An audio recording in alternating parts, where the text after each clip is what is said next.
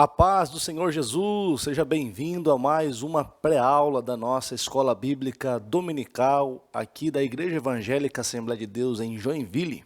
Eu sou o pastor Eduardo Sônego e estou aqui para comentar a lição de número 10 desse terceiro trimestre de 2025. E o título da lição 10 é A Expansão da Igreja. O texto áureo nos diz que mas os que andavam dispersos iam por toda parte anunciando a palavra, e descendo Felipe, a cidade de Samaria, lhes pregava Cristo. Esse texto está registrado em Atos, capítulo 8, versículos 4 e 5. A verdade prática nos diz que a igreja só crescerá quando ultrapassar seus próprios limites e levar a mensagem de Cristo para além das suas paredes.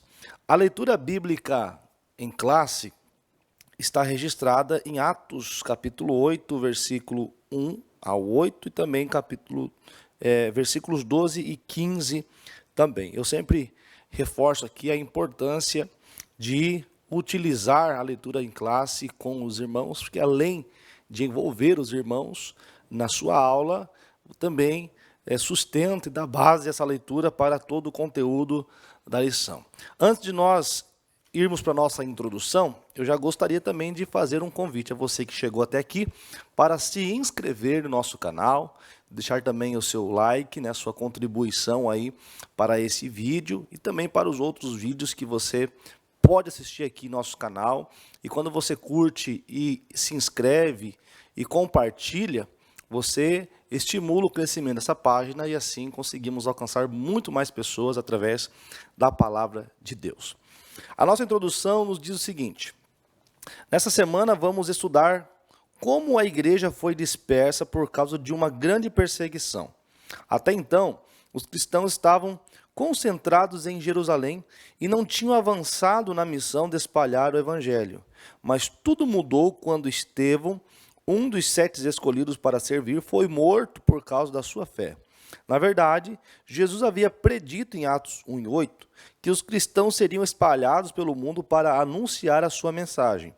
Muitas vezes, Deus usa circunstâncias para cumprir seus propósitos. Foi isso que aconteceu com a igreja em Jerusalém. Mesmo sofrendo uma grande perda e tendo de sair da cidade, os cristãos não fugiram derrotados. Pelo contrário, eles continuaram firmes, levando as boas novas para outras pessoas. Aqui começa, então, o modelo em que o próprio Deus escolheu para que se fosse anunciado o Evangelho.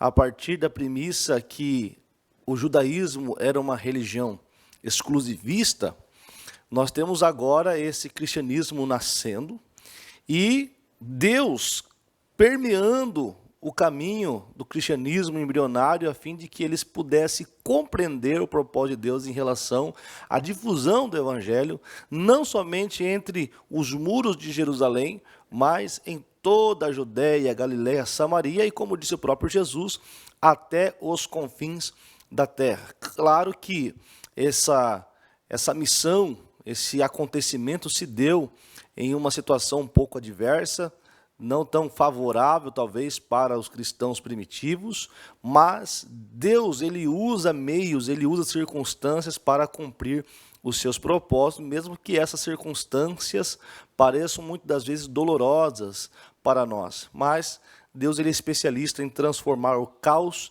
em solução, transformar maldição em bênção, perseguição em espalhar o evangelho para outras nações. O tópico número 1 diz: a igreja diante da perseguição. Embora perseguida, não fragmentada é o subtópico.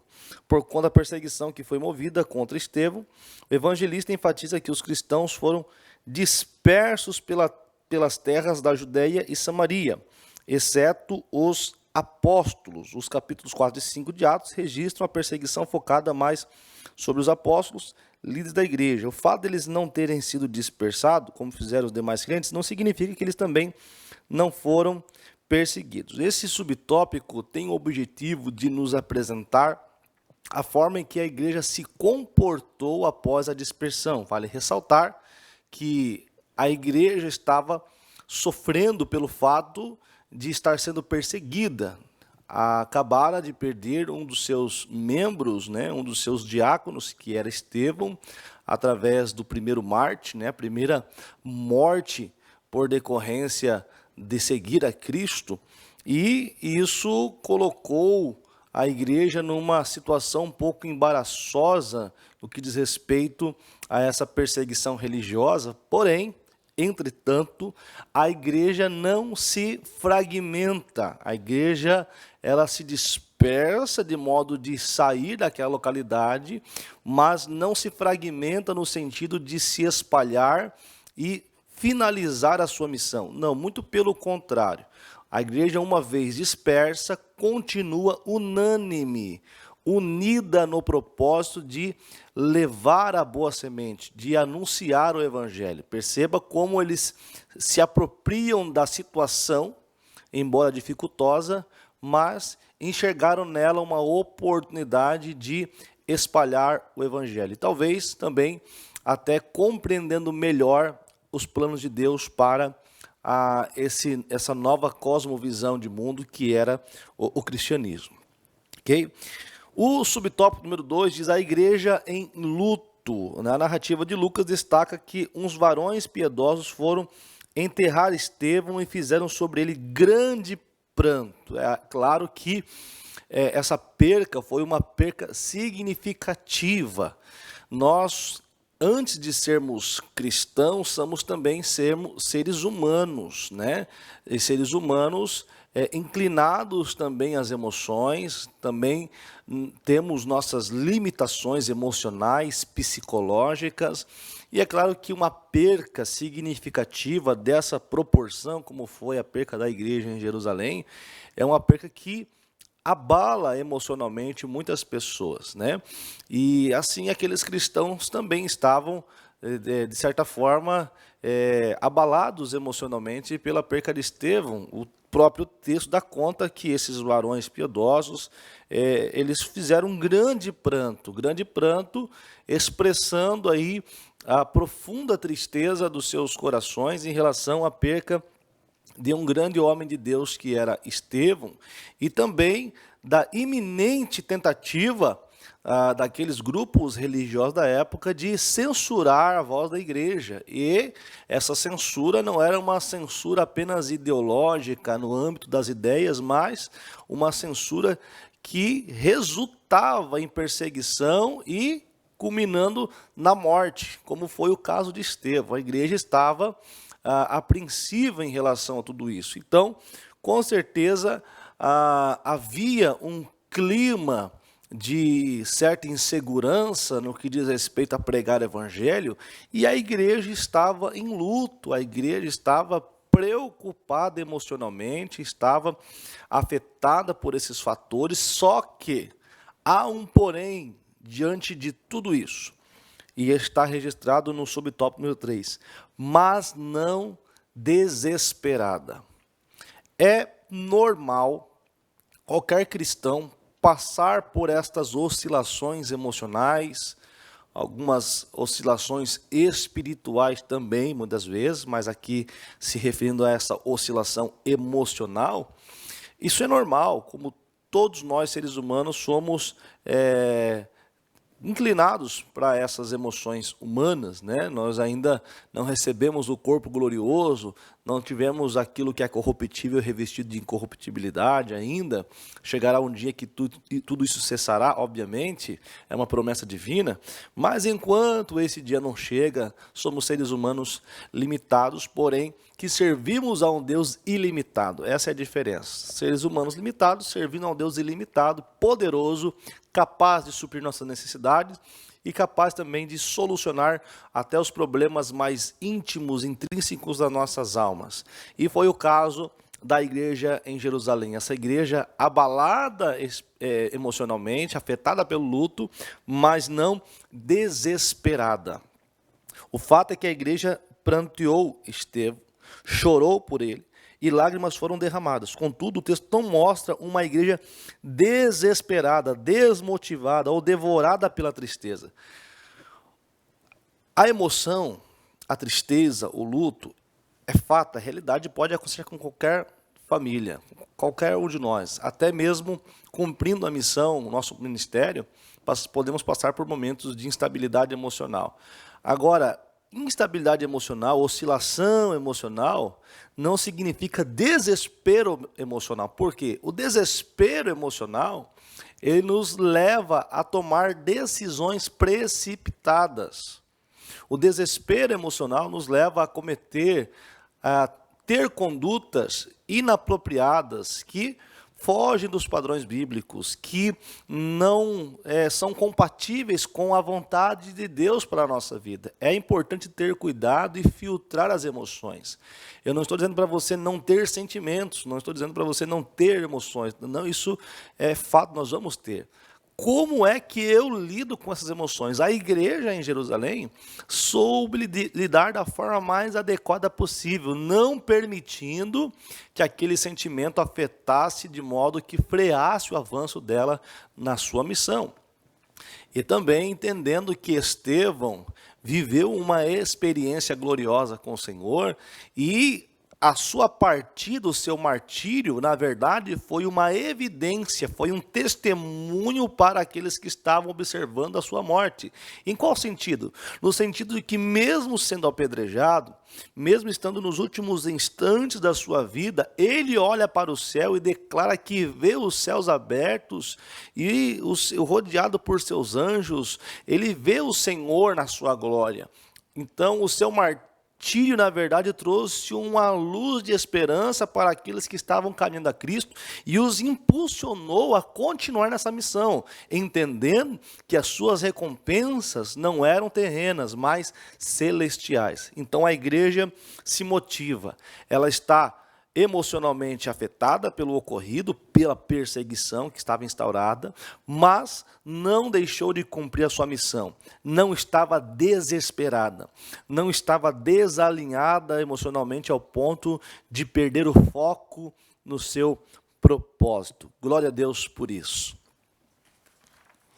O tópico de número 2, a igreja que evangeliza. O subtópico de número 1 nos diz, evangelização centrada na palavra. Em Atos 8:4, lemos que os que andavam dispersos iam por toda parte anunciando a palavra. Esse versículo mostra que a igreja primitiva era movida pelo poder do Espírito Santo, ou seja, cheia da presença divina, para levar a mensagem de Jesus adiante. Mas, além disso, a igreja de Jerusalém também era focada na palavra de Deus. Não há como fazer um evangelismo intencional sem estar estruturado pela palavra de Deus. Oração e palavra, palavra e oração. Existe aquele evangelismo acidental, que é quando você está em um devido local e você de repente apareceu alguém e você vai ali, evangeliza, não houve um preparo prévio para aquela ocasião, você faz o evangelismo. Mas existe o evangelismo intencional. Tanto acidental como intencional exige de nós um preparo bíblico. Não é porque você não esperava ter a oportunidade de evangelizar alguém que você não tenha lido a palavra de manhã no seu devocional ou um dia antes de dormir. Sempre é necessário estar abalizado pela palavra de Deus. Veja que Paulo, por exemplo, com certeza vai falar um pouquinho mais sobre isso em algumas lições desse trimestre. Paulo, quando ele está lá em Atos capítulo 16, que ele chega em Filipos, na Macedônia, para começar o trabalho guiado por Deus, da visão que ele recebeu em Troade, daquele varão da Macedônia, primeira coisa que ele faz, ele não sai evangelizando. Perceba que interessante isso. A primeira coisa que Paulo faz quando chega em Filipos é procurar um lugar para oração, um lugar para meditação, um local para estrutura. O objetivo de Paulo era primeiro mapear o ambiente, era primeiro se organizar e também estar estruturado na palavra de Deus. Um evangelismo intencional, quando há o propósito de você evangelizar com consciência, evangelizar preparado. Esse é o objetivo.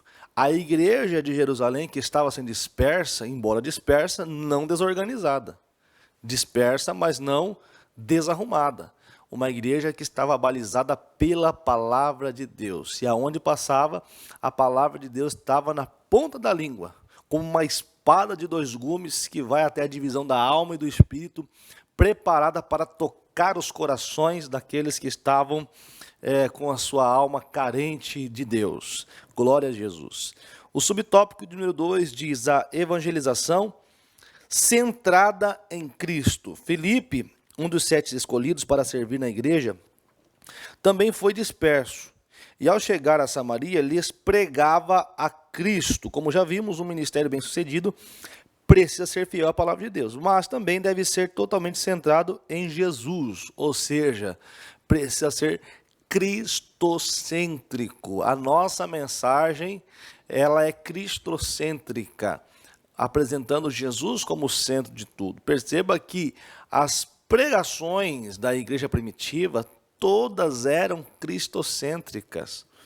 Um contraste com os nossos dias é, infelizmente, triste de vermos a grande variedade de temas que temos nas mensagens, nas pregações, e que acabam ausentando a pessoa de Cristo, colocando o homem como centro. Você é capaz, você consegue, você é escolhido, você é preferido, você é especial. É claro, nós sabemos que há, da parte de Deus, o interesse de salvar o homem, há, da parte de Deus, uma estima, um carinho por aquele que se arrepende, isso é fato.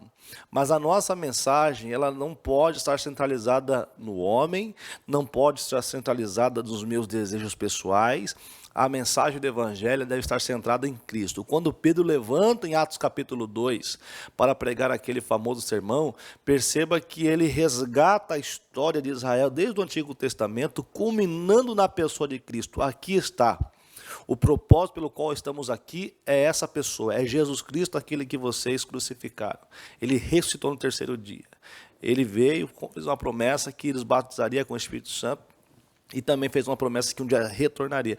Este é o tema central. Ele é cristocêntrico, o Evangelho é cristocêntrico. Jesus estabeleceu o Evangelho e sendo ele o centro desse Evangelho.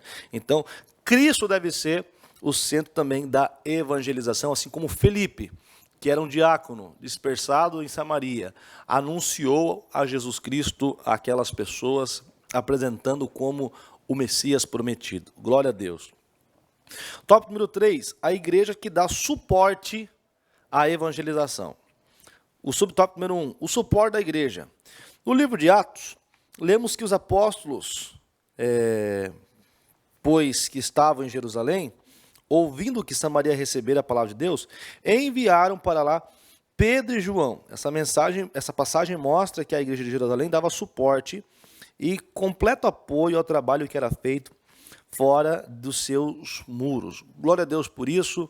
A igreja de Jerusalém, aqui nesse subtópico, é apresentado como este modelo de uma igreja que dá suporte a missionários e também suporte a evangelizadores, né?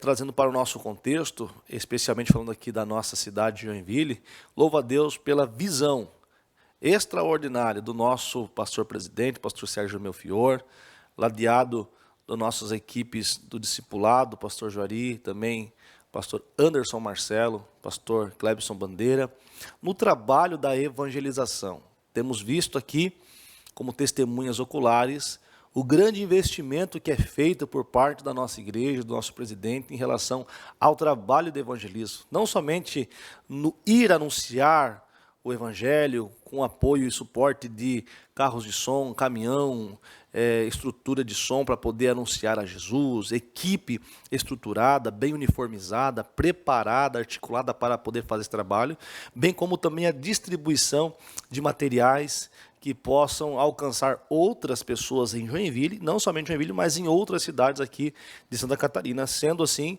a igreja em Joinville sendo um modelo, um referencial nesse trabalho em todo o Brasil. Então, eu louvo a Deus porque o exemplo da igreja em Jerusalém hoje também é seguido por essa igreja a qual eu tenho o prazer de servir. Que Deus continue preservando. Esse é o modelo estabelecido por Cristo e apresentado aqui como um modelo também da igreja primitiva em Jerusalém. Subtópico número 2, a igreja que discipula. Lucas mostra que os apóstolos, tendo ido a Samaria, oraram por eles, para que recebessem o Espírito Santo. Esse texto mostra que, além do apoio dado ao ministério de Filipe, o trabalho de discipulado da igreja fazia parte da doutrina dos apóstolos, o ensino sobre a iniciação cristã, que envolvia o ensino sobre a conversão, o batismo nas águas, a capacitação do Espírito, ou seja, o discipulado em sua raiz. Né? Eu sempre digo que o discipulado ele nasceu no coração de Jesus, né?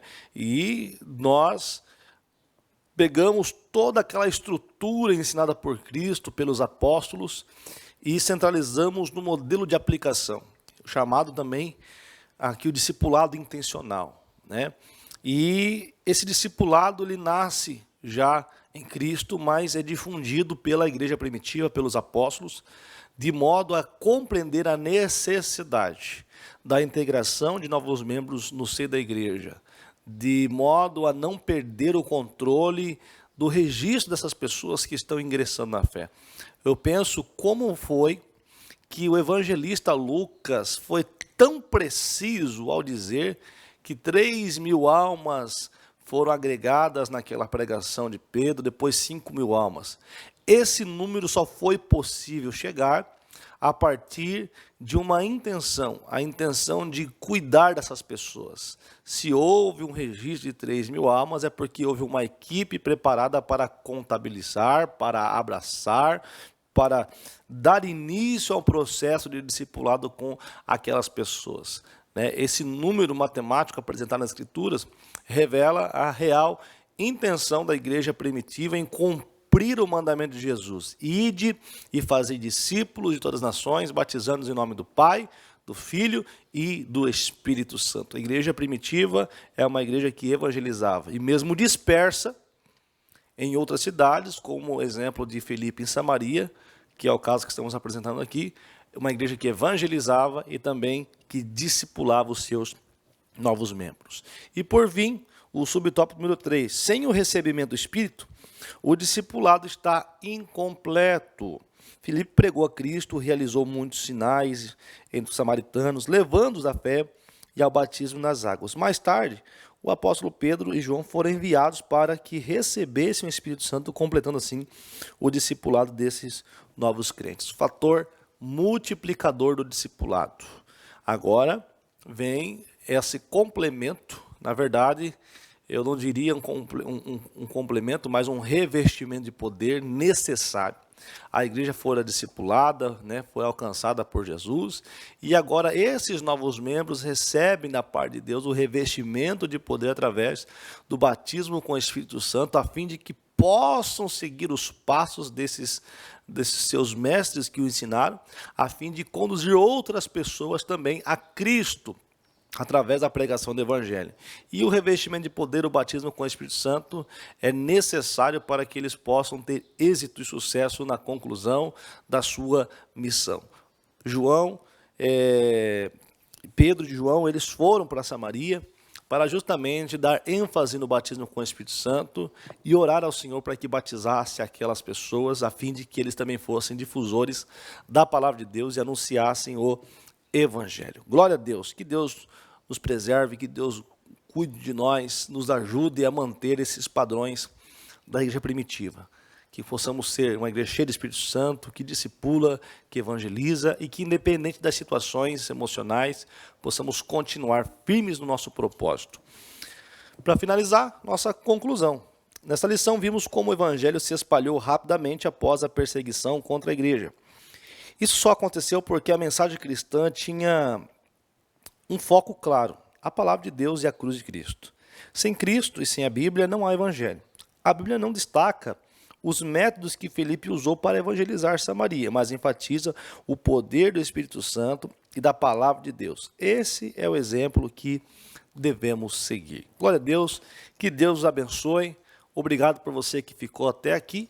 Até a próxima aula, se Deus assim nos permitir. Deus abençoe, a paz do Senhor.